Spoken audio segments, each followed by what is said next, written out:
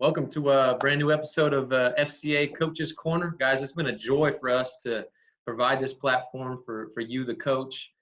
Joined again today by Keith, who's in the greater Wichita area with FCA. Aaron, who I think now we're calling it Central Kansas. Is that correct? Central Kansas FCA. And myself in the greater Manhattan, Junction City area. And guys, our desire is to serve you, the coach, and help you maximize your impact. So please go back and take a look at all the episodes we've had in the past. I think you'll be encouraged by the coaches that have shared. Today, we are joined by the head wrestling coach at Wichita Trinity, Jeff Watkins. Coach, thanks so much for joining us this morning. How are you? I'm doing good. Thanks for having me. I appreciate it. Could you just maybe start off by talking about your coaching journey, what got you to Trinity? I know we were talking the other day. You've been at a lot of different places, some different levels. So could you just catch up the audience on your coaching journey and what brought you to this point? Well, I went to school at Chadron State College in Nebraska. I'm from Wichita originally. When I left Chadron, I coached a couple places out of state for a year and a half, and then I was asked by my high school football coach to come back to North High and help in football and wrestling there, which I did. And I did that for about 3 years as an assistant coach in both football and wrestling. And then I went to West High as an assistant football and wrestling coach. And I think I was an assistant for 1 year, and then I was offered the head wrestling job. And I also was an assistant football coach at that school. And I came in at the same time another coach a lot of people have heard of, Weston Sharts. We shared an office for 20 years. And he coached the football team, and I coached the wrestling team, and we ended up having a lot of success. And I did that for about 26 years. And I eventually left West High to become the Native American program director. But I continued to coach. And then I coached it independent for a time while my children went to school there. And then when my son went to Heights, I was going to resign and not coach anything because I didn't want to miss any of his sports. And when he went to Heights, they asked me if I would come help coach at Heights, which I did. And I was going to be done when I retired. But then Trinity called and asked me if I would come coach their wrestling team. So this year marked my 40th year. So I started in 1980, and this is my 40th year coaching wrestling. And I coached football for probably 20, 25 years.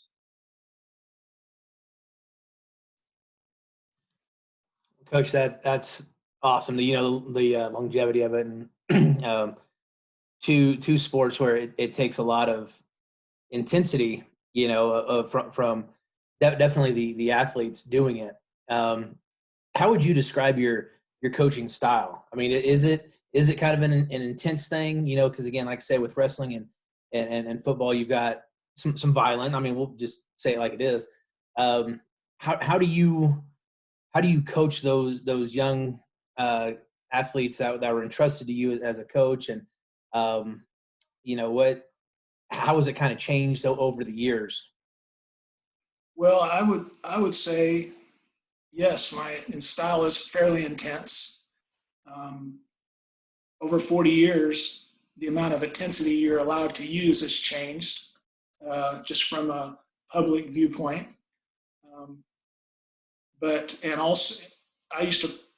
I still do a little bit, but I used to get on the mat every day with all my guys. And at one time I could whip all of them. I'll tell you, I can still whip most of them, but they'll tell you a different story. My style is intense, but I think I had a coach tell me one time, he said, you got to kick them in the butt and then you got to hug their neck, because you got to do both of them. And so I've tried to do that. Our practices are pretty intense, especially on the teams that were good. We were intense. And we didn't have great facilities, but we made up with it by getting after it. So we had some good kids and we got after it. So I don't know if that answers your question. Yeah, absolutely. And one thing that I noticed, the influence picture just right behind you, and we talked about that a little bit before, but just real brief, what do you see as the impact and the influence of sports? We'll talk about you as a coach here in just a little bit, but what do you see as the influence that sports has on our society right now? than it has over the 40 years that you've been coaching? Well, I think it still has a great impact. Right now during the virus, what is everybody talking about? Are they going to have baseball season? Are they going to have football season? You hear that. At a school, it can change the whole dynamic of the school. I know when I was at West High, which was if people don't know, it's a school that's about as low as you can get in every department, in kids that go to college, in socioeconomics. But we had a good football and wrestling team, and boy, those kids, not just the football players and the wrestlers, they all took great pride in, well, we may not have the highest test scores, but we'll kick your butt in football and wrestling. And so they took a lot of pride in it. Well, and so when you've got that, when you've got kids that look up to other kids, those kids have a naturally built-in platform, which is what this picture influence is about, is they're looking up and they're watching every step. It's kind of, I want to be like Mike. And so what is that Mike that we're presenting to them that they might want to be like? And if you're presenting a Mike that's bad, they'll jump into that. If you're presenting a Mike that's good, they'll jump into that as they watch that.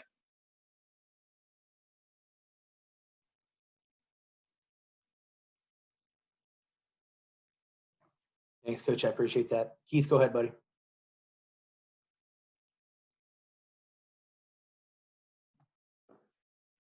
Keith might be having. Keith, you there? All right, we froze up there. Aaron, do you have another question? No, you go ahead, buddy. I'm done. Okay. Well, so Coach, because I know you a little bit, I know you're a really intense dude. So I want to ask a question, kind of like testimony. Tell us about your faith journey, and then how you are, how have you implemented that in your public school experience for 40 years? Now I know you're private right now, but in your public school, how did you implement that? Well, I didn't really grow up, I would say, in a Christian home, but I grew up in a moral home. We went to church. We went to the Episcopalian church. And at the Episcopalian church, I heard about Jesus, but I didn't ever hear that you could actually know Jesus. And that was the big difference. And I remember when I got to high school, the thing was for most kids to do whatever they did and then meet and drink and do the things like that. And I participated in that for a while. But I remember thinking all the time after I did that, when I'd be driving home, I said, did you really enjoy yourself? Did you really have fun tonight? And there was always a hole in my heart that just was never filled. Well, I went out for wrestling my sophomore year. That's when we started high school back then. And I'd never wrestled before. And I just went out because our high school football coach, I played football. He said, in the winter, you have some choices to make. If you're going to play football here at North, he goes, you're either going to play a sport or you're going to lift weights with me.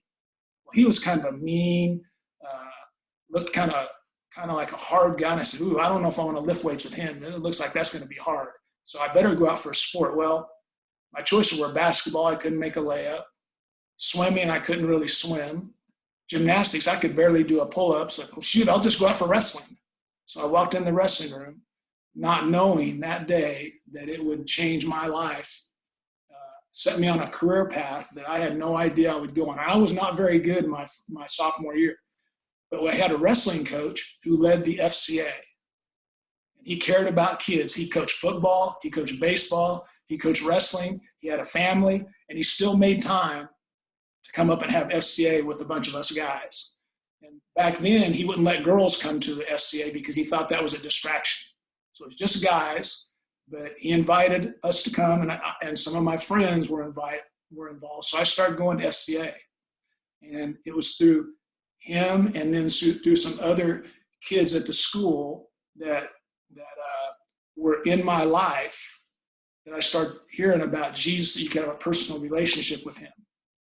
They had a crusade at Lawrence Dumont Stadium. James Robinson held a big crusade one year at the old Lawrence Dumont Stadium. And we were sitting there, and he was putting it out. And he kept pointing to the audience. He says, you need to get up out of your seat, and you need to come down here and accept Jesus as your Lord and Savior. And if you're not willing to stand before Jesus, if you're not willing to make that walk, and he's not willing to, I said, ooh, and every time he pointed out, it seemed like he was pointing at me, and I was trying to dodge. Well, I'm sitting up there with a bunch of my friends and a bunch of girls that we all liked, and the Holy Spirit saying, you need to get up there and you need to go up and finally settle it and make a decision. And on the other hand, there was Satan was sitting on the other shoulder. He said, oh, don't do that. You're going to embarrass yourself in front of these girls. You're never going to be able to get a date with one of these girls. You just need to stay set right there. Well, the Holy Spirit got me up and I moved and I started walking down, and Satan would say, you're really blowing it. You better turn around and go back. But I walked down, accepted Jesus that night, and that's when I started my faith journey. Now, that doesn't mean, and there's been ups and downs along the way, but that's when it started. So that's my testimony, is how that goes. And then FCA, through FCA, I went to many conferences, went to Estes Park, and boy, that just had a big influence on my life. So, and you're talking about intensity. Aaron's talking about intensity in wrestling and football, and I know you're an intense guy. How does that mesh? Some Christians have an impression, Christians soft, kind. How does that operate for you? Being intensity levels high, Christian, how do you mesh the two? Well, I think Jesus was pretty intense, and I'm not comparing myself or anybody else to him, but he led an intense life. He led a passionate life, and I've always tried to have passion, tried to be intense about the things that I believe. In the public school, obviously there are parameters that we have to stay within, but I never found, for me, an issue with me sharing my faith. I never had anybody question it. When I got to North, I ran the FCA while I was there, which came full circle from me being a wrestler and being an FCA to now being that wrestling coach and running FCA. I think about the story in Genesis where, and I try to tell my guys, especially my wrestlers, I think about the story where Jacob wrestled with God. And when they were finished, Jacob said, who are you? And if you read the story, it says, God then blessed him.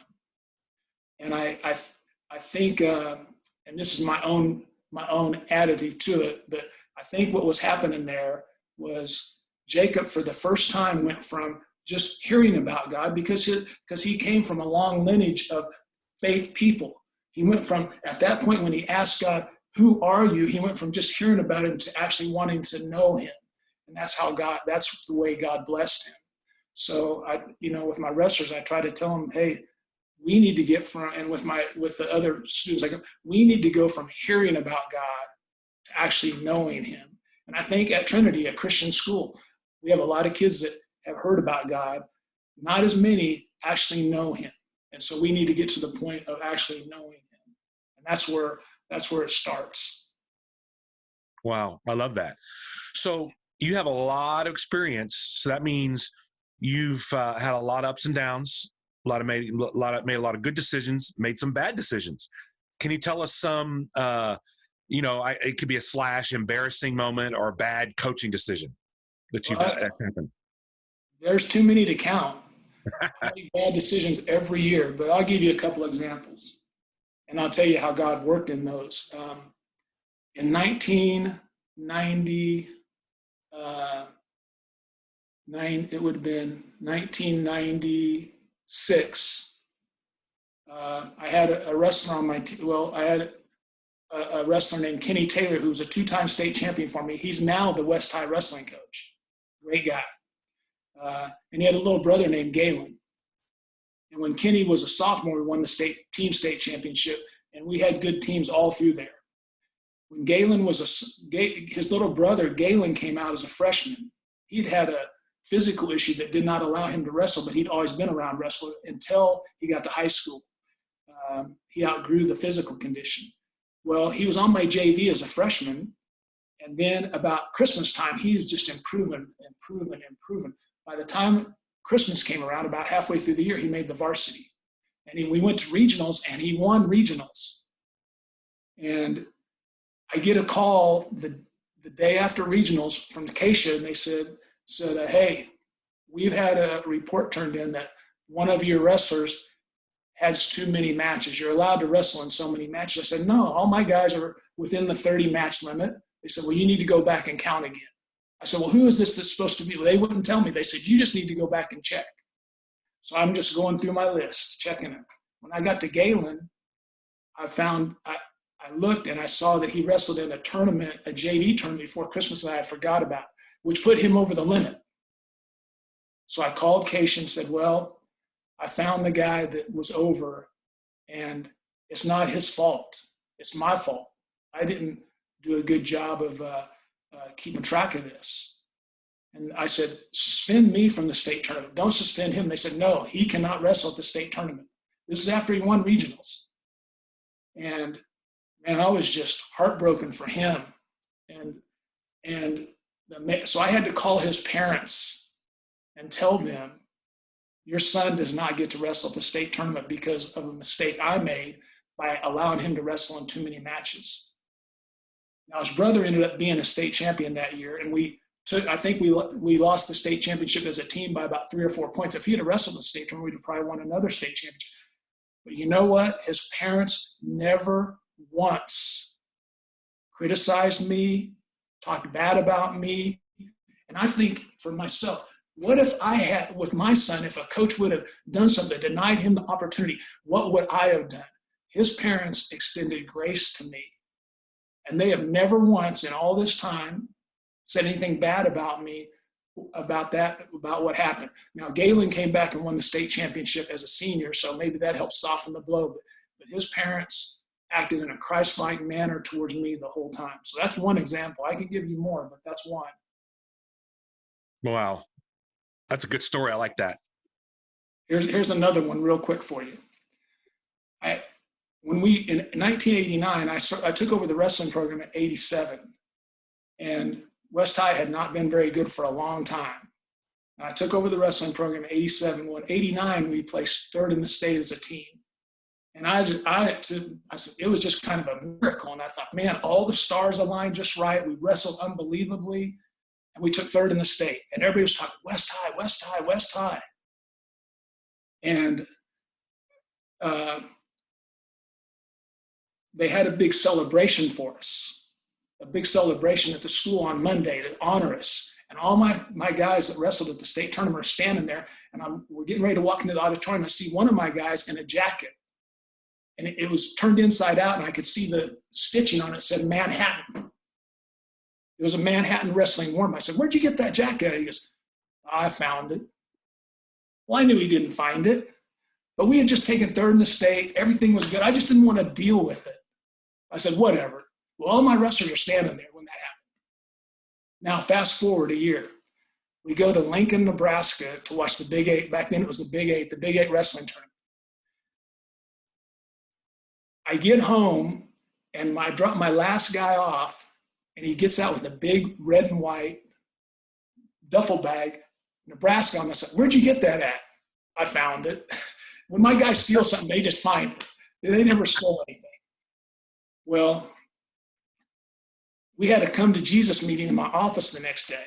They had stole all the Nebraska gymnastics team's bags. It had their uniforms in it. It had their Big Eight championship rings in it. Some of them wore them to school.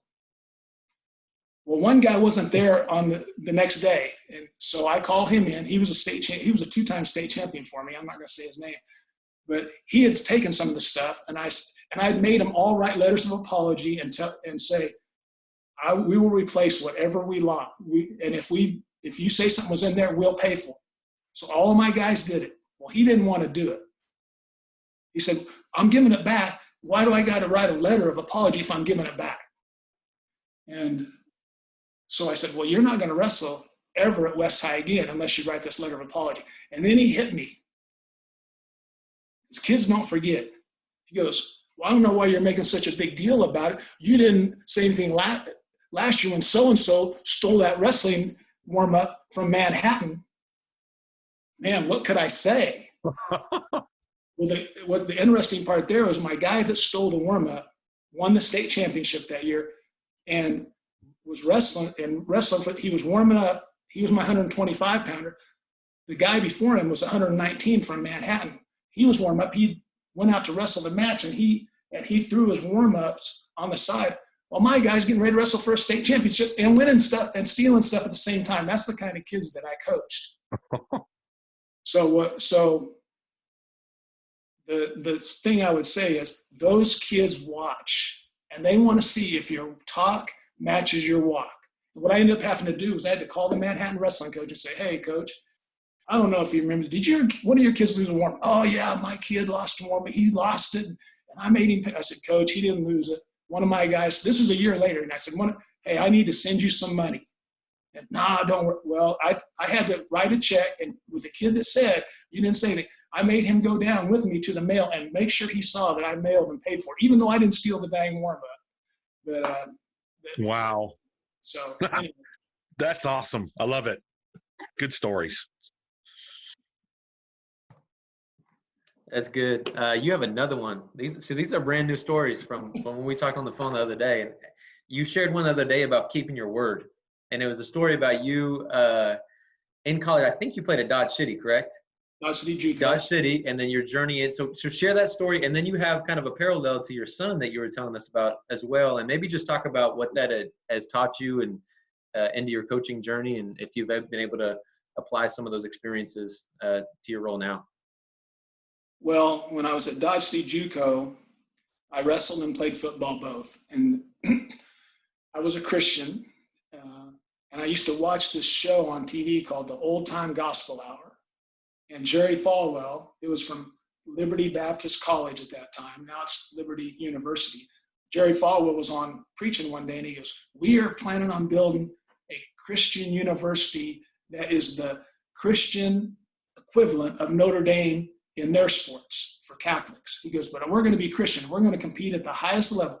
And if you're a Christian athlete out there and that sounds appealing to you, write me a letter. So I said, well, shoot. So I wrote him a letter. I get a call back from Jerry Falwell, said, hey, we want you to come visit. And he sends me a bus ticket to ride from Dodge City out to Lynchburg, Virginia, 24-hour bus ride. So I rode out there to look at the school, and I fell in love with it. The girls wore dresses everywhere.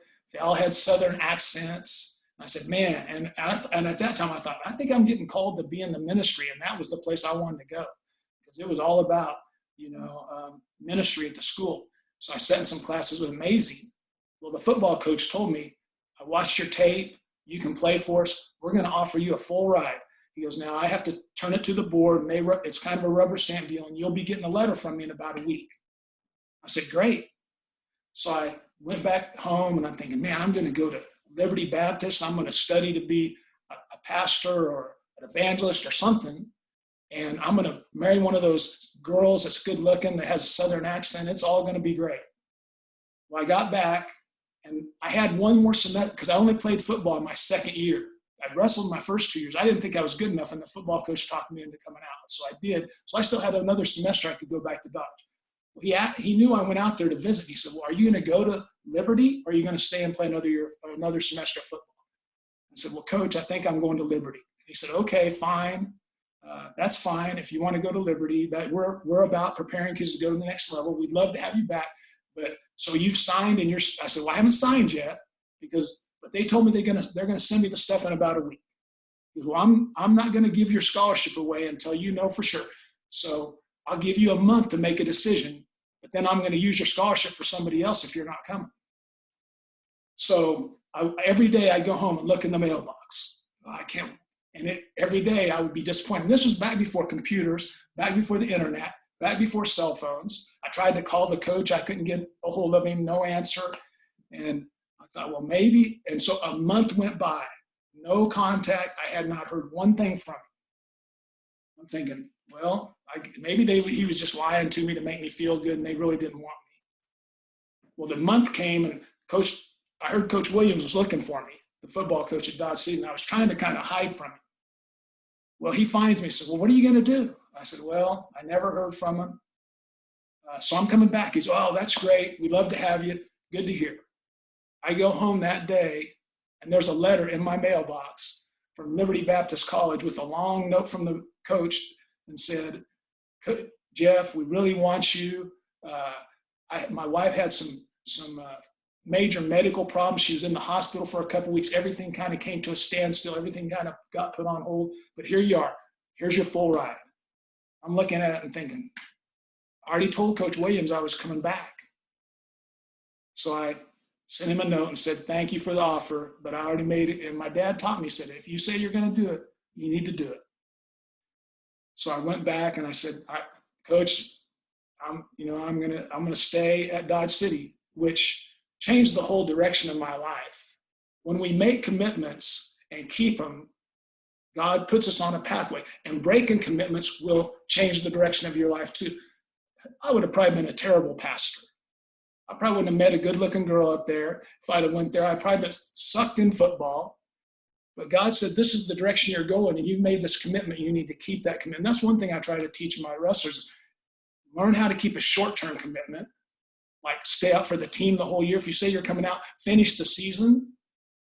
And then if you learn how to keep short-term commitments, you'll learn how to keep long-term commitments. Like how to, I'm sure that all you guys are married.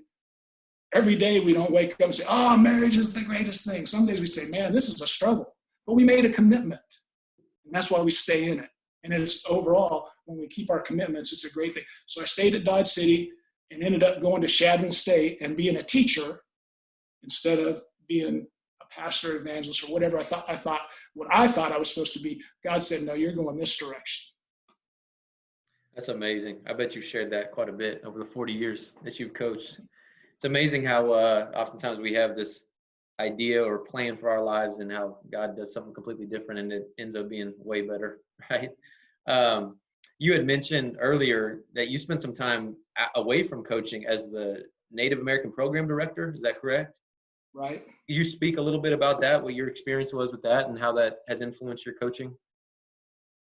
Well, I don't know how much it's influenced my coaching, but I have Native American heritage. My grandmother was full-blooded Cherokee. And she grew up down in Tahlequah in Cherokee territory.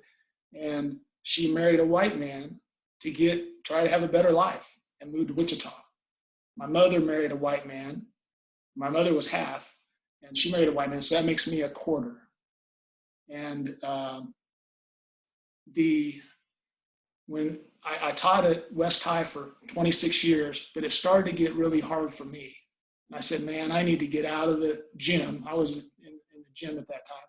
So I need to get out of the gym before I strangle one of these kids and leave it to the younger generation. of the Native American program just happened to open up.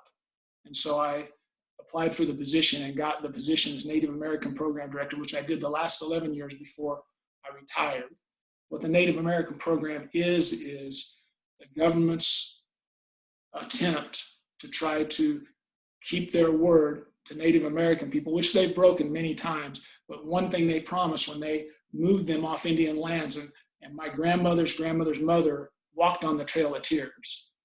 She walked from Tennessee to Kansas or to Oklahoma.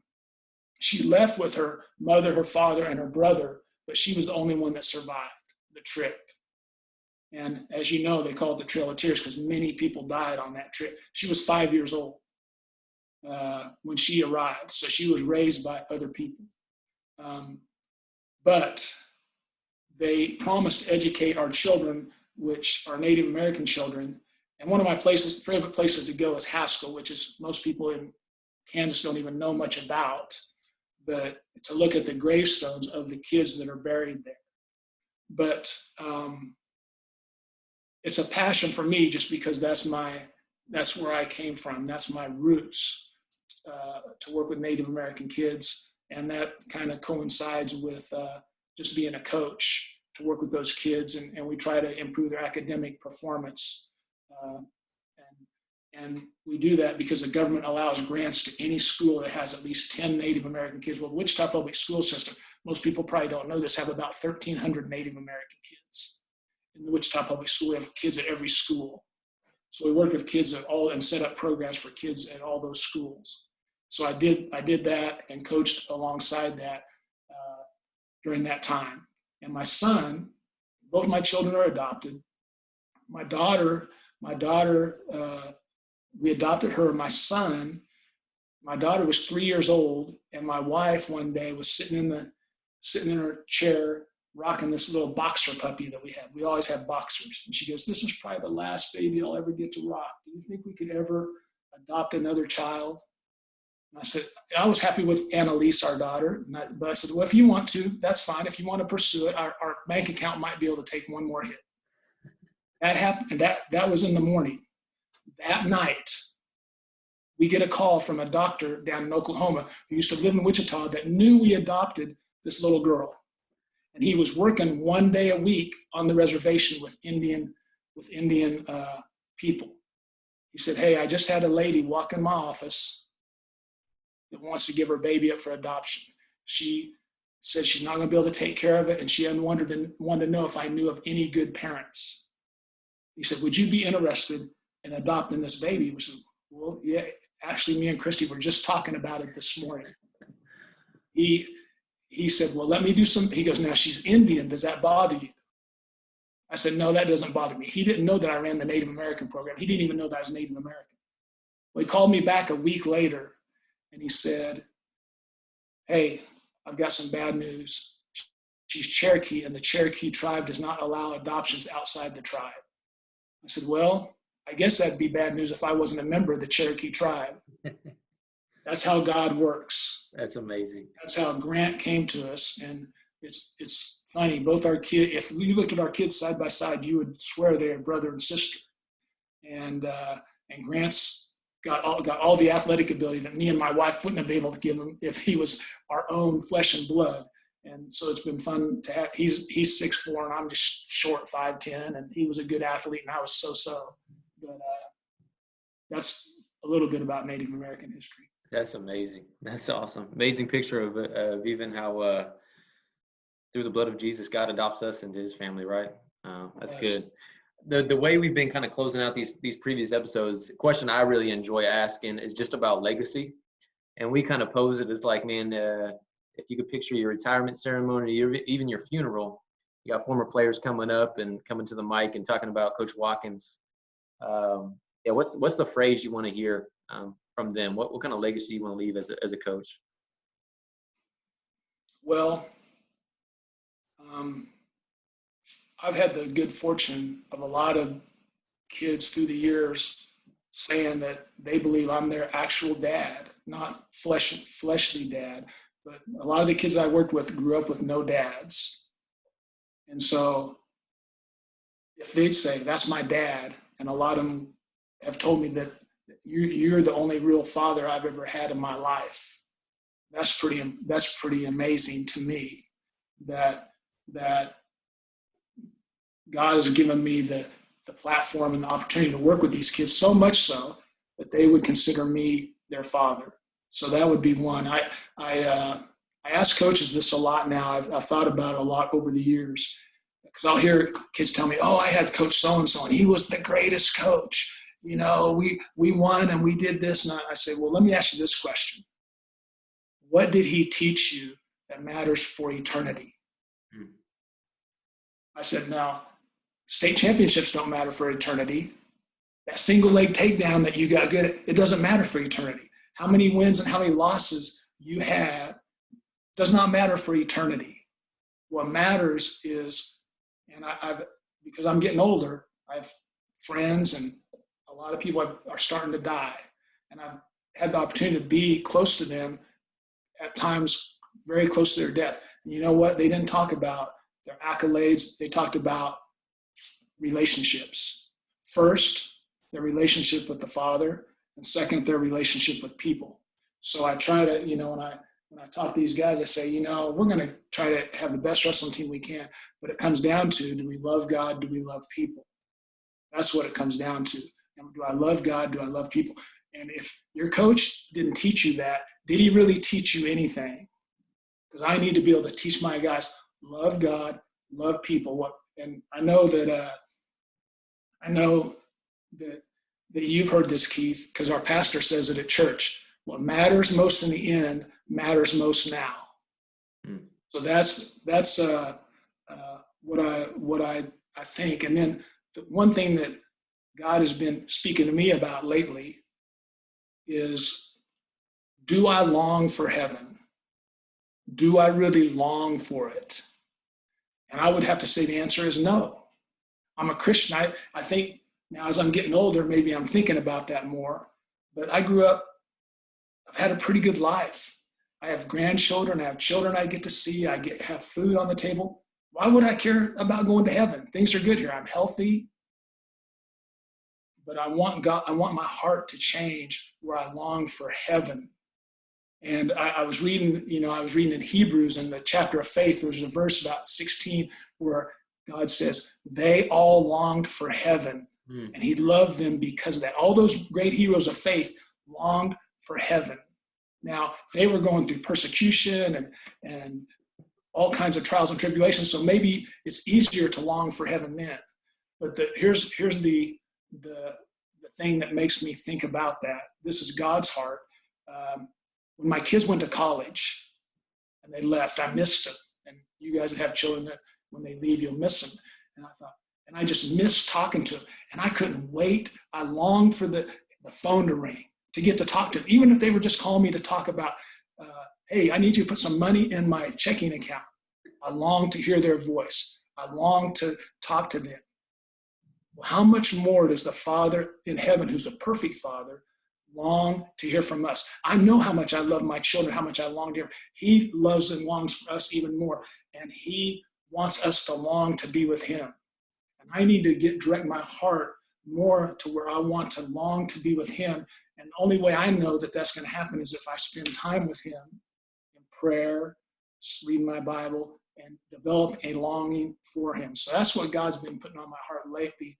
And maybe he's going to take me tomorrow, or maybe it's going to be 10 more years or 20 more years. But I need to get my heart where I'm ready to go now.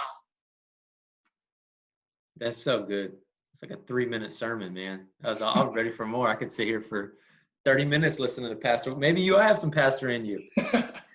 I don't know. I'm just a coach. An old coach barely can walk anymore.